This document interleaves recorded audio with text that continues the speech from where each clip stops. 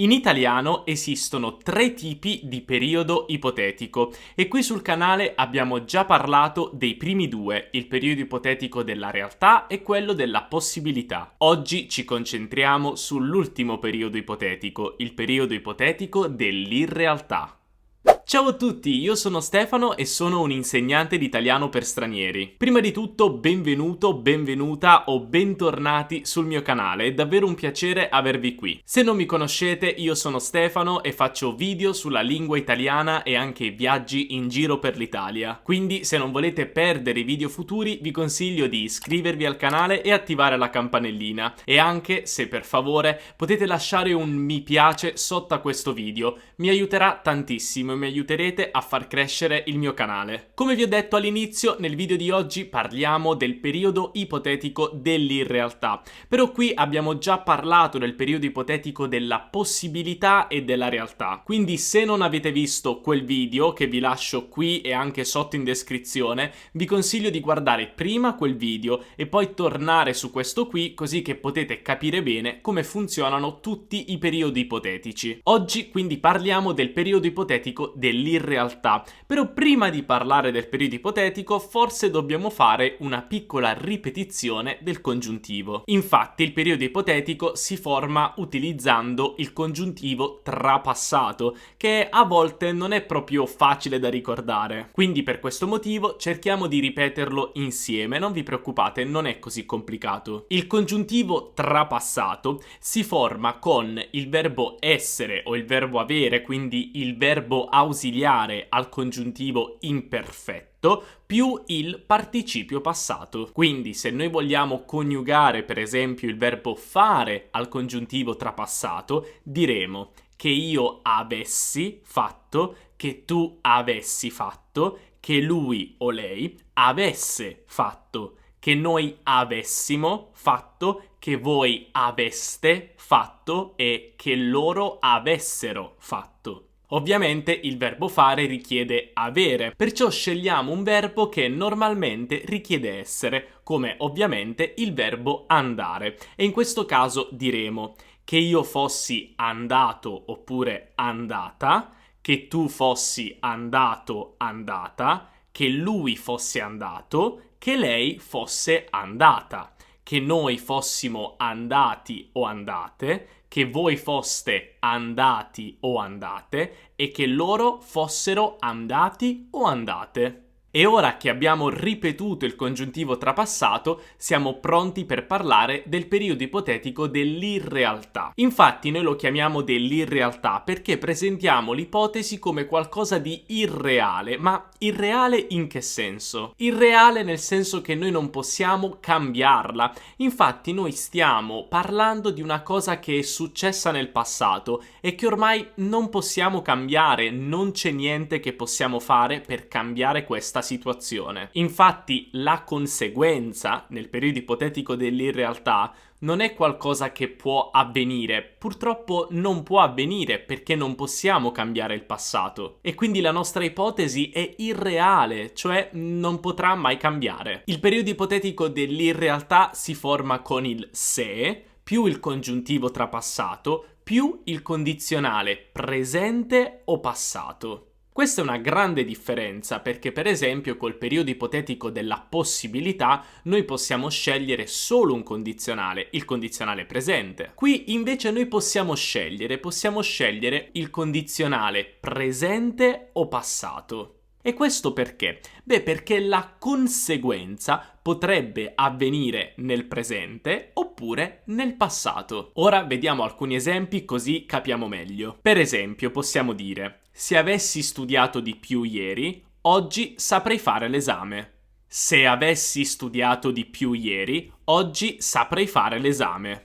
Quindi noi che cosa stiamo dicendo? Che se io ieri avessi studiato di più, ma non l'ho fatto, non ho studiato abbastanza, oggi saprei fare l'esame. Quindi la conseguenza al fatto che io ieri non ho studiato abbastanza è una conseguenza nel presente, perché io oggi non so fare l'esame, ma se io avessi studiato di più ieri, probabilmente oggi lo saprei fare. Però come vedete, perché è un periodo ipotetico dell'irrealtà? Beh, perché noi questa situazione non possiamo cambiarla. Io ieri non ho studiato e non c'è niente che io possa fare per cambiare il passato. Non ho studiato e basta. Non c'è niente da fare. Quindi ecco perché lo chiamiamo periodo ipotetico dell'irrealtà, perché è una cosa irreale. Sì, lo dico, mi lamento, ma non posso fare niente per cambiare la situazione. Però l'esempio che abbiamo fatto è quando abbiamo una conseguenza nel presente.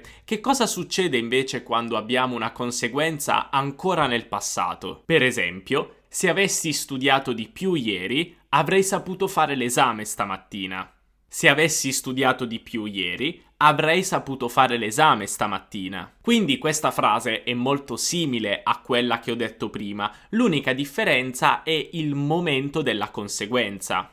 Io prima ho detto che saprei fare l'esame oggi, adesso sto dicendo avrei saputo fare l'esame stamattina. Quindi la conseguenza è passata perché io non ho saputo fare l'esame stamattina, quindi stiamo parlando del passato. L'idea però è molto simile, non c'è niente che io possa fare per cambiare la situazione, però dobbiamo scegliere il condizionale presente saprei oppure il condizionale passato avrei saputo in base a quando avviene la conseguenza. Tutto qui. Vediamo altre frasi che possono aiutare. Se fossimo andati a dormire prima, ci saremmo svegliati in tempo. Se fossimo andati a dormire prima, ci saremmo svegliati in tempo. Se avessi comprato il biglietto, ora non rischieresti una multa. Se avessi comprato il biglietto, ora non rischieresti una multa. Se avessi saputo del traffico, avrei preso la metropolitana. Se avessi saputo del traffico, avrei preso la metropolitana. Quindi, come vedete, tutte queste frasi rappresentano dei periodi ipotetici dell'irrealtà, perché noi, anche se stiamo dicendo questa cosa, non possiamo cambiarla. Le nostre ipotesi sono irreali perché sono nel passato e noi non possiamo fare assolutamente nulla per cambiare il passato. Quindi attenzione, non confondete il periodo ipotetico dell'irrealtà con quello della possibilità, anche se a volte la differenza può essere molto sottile. Per esempio, se io prendo la frase "se fossi alto, giocherei a basket". Se fossi alto, giocherei a basket. Questo ovviamente è un periodo ipotetico della possibilità. Perché? Beh, perché io ho il congiuntivo imperfetto e il condizionale presente. Ma voi potrete chiedermi, Stefano, ma anche questa cosa non è possibile, è irreale. Perché se io fossi alto giocherei a basket, ma non sono alto e non posso fare niente per cambiare la mia altezza. E beh, avete ragione su questo, ma il periodo ipotetico della possibilità non implica necessariamente una possibilità possibile, ma anche una possibilità impossibile. Quello che sto dicendo è che se ci fosse la possibilità di essere più alto, io giocherei a basket. Non c'è la possibilità, quindi questa cosa è impossibile, ma se ci fosse la possibilità, io giocherei a basket. Questo è molto diverso dal periodo ipotetico dell'irrealtà, perché io nel periodo ipotetico della possibilità faccio delle ipotesi, anche cose che mi piacerebbe fare ma che non posso fare. Nel periodo ipotetico dell'irrealtà, invece, io parlo di qualcosa che ho fatto o che non ho fatto, che ha avuto una conseguenza nel presente o nel passato. Non parlo di cose impossibili, ma parlo di cose irreali. Per esempio, se avessi mangiato di meno, ora non starei male. Se avessi mangiato di meno, ora non starei male. Questo non è un discorso di possibilità o di qualcosa di impossibile, ma è semplicemente qualcosa che io non posso cambiare. Ieri ho mangiato tanto e quindi oggi sto male. Posso cambiare questa cosa? No, però l'ho fatto, io ieri ho mangiato tanto. Quindi, di base, la grande differenza è quando avviene la nostra ipotesi. Se io faccio un'ipotesi, qualcosa di possibile o anche impossibile, come per esempio se fossi alto giocherei a basket, allora uso il periodo ipotetico della possibilità. Se invece voglio lamentarmi di qualcosa che è successo nel passato e che sta avendo una conseguenza, o nel presente, o che ha avuto una conseguenza nel passato, allora uso il periodo ipotetico dell'irrealtà. Quindi, di base, la scelta principale è il tempo, perché ho il congiuntivo imperfetto nel periodo ipotetico della possibilità e il congiuntivo trapassato in quello dell'irrealtà. Secondo me è molto più facile usare questi periodi ipotetici piuttosto che capire come funzionano, la logica che c'è dietro. Spero che comunque la mia spiegazione vi abbia aiutato un po' a capire meglio come funzionano